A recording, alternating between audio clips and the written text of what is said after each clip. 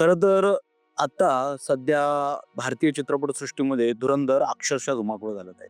आणि हा चित्रपट भारतीय चित्रपटसृष्टीतला पहिला असा चित्रपट नाही, की फक्त त्या चित्रपटाने भारताने आजपर्यंत पाकिस्तानमध्ये ज्या काही कारवाया केल्या त्या कारवाया दाखवल्या. याच्या अगोदर आलेला एक चित्रपट होते, त्या चित्रपटांमध्ये सुद्धा पाकिस्तानमध्ये भारतीयांनी केलेल्या कारवायांची वर्णनं किंवा तोंड ओळख भारतीय चित्रपटसृष्टीला झालेली. आता धुरंधर या चित्रपटाच्या दृष्टीने म्हणायचं गेलं तर या धुरंधरमध्ये नेमकं दाखवलंय काय आणि वास्तवात नेमकं काय आहे. आता हे वास्तवातलं नेमकं उमटलंय कुठं, या वास्तवातलं नेमकं दाखवलंय कसं, आपण या व्हिडिओमध्ये ते वास्तव बघणार आहोत. मी सचिन शिवाजी खोपडे द ग्लोबल मराठी या युट्यूब चॅनलमध्ये आपल्या सर्वांचं सहर्ष स्वागत करतो. चित्रपटाचा नायक जरी रणवीर सिंग असला तरी चित्रपटात भाव खाऊन गेलाय तो अक्षय खन्ना. आणि अक्षय खन्नाने ज्याचं कॅरेक्टर केलंय ते कॅरेक्टर म्हणजे रेहमान डकेत.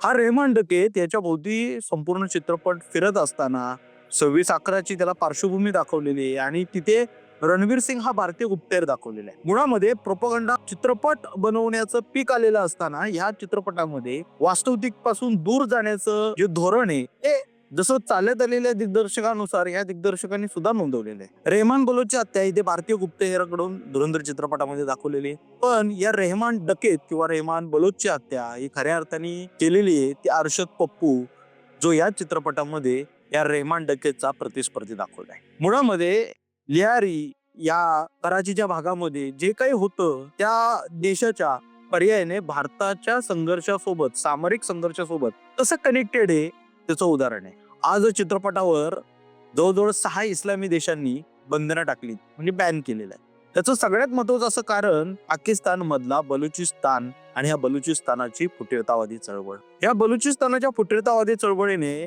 भारताच्या धोरणांना बळ दिलं बळकटी.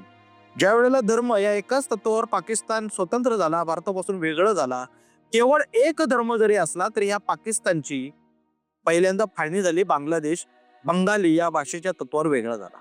तसंच काहीसं बलुचिस्तानच्या बाबतीमध्ये बलुचिस्तान पाकिस्तान पासून वेगळा होऊ इच्छित आहे.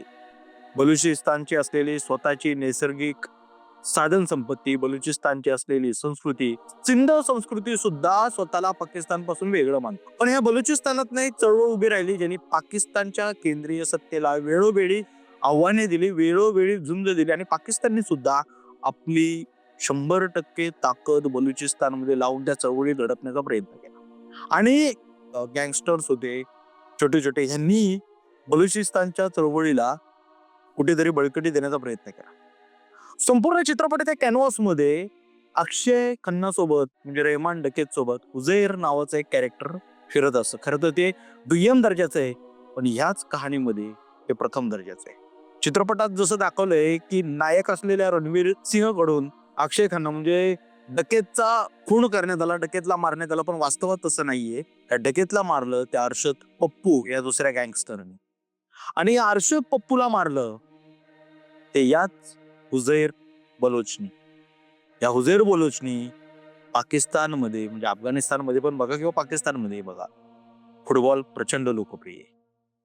आणि या अर्शद पप्पूचं मुंडकं ओढून फुटबॉल स्टेडियम मध्ये त्या मुंडक्याचा फुटबॉल या हुझैर बलोचनी केला. आणि हे सगळं वास्तव चित्रपटाची जी कथा आहे ती कथा हिंदीमध्ये तुम्ही पाहत असाल तरी मराठीमध्ये त्याच्यावर आधी एक कलाकृती आलेली आहे आणि त्या कलाकृतीचं नाव आहे कोहचात.